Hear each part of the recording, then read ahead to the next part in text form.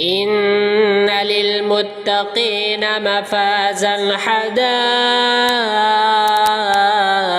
وأعنابا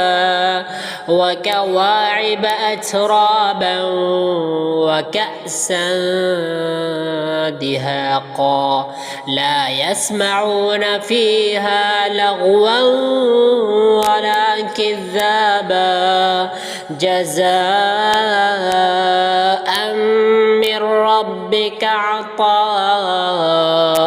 حسابا رب السماوات والأرض وما بينهما الرحمن لا يملكون منه خطابا يوم يقوم الروح والملائكة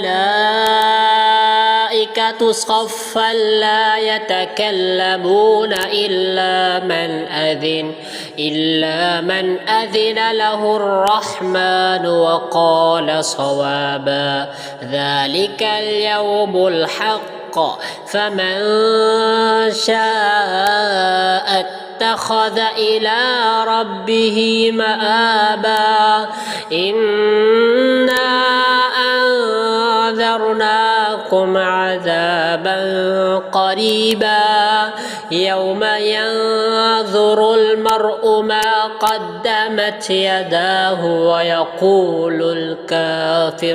ويقول الكافر يا ليتني كنت ترابا.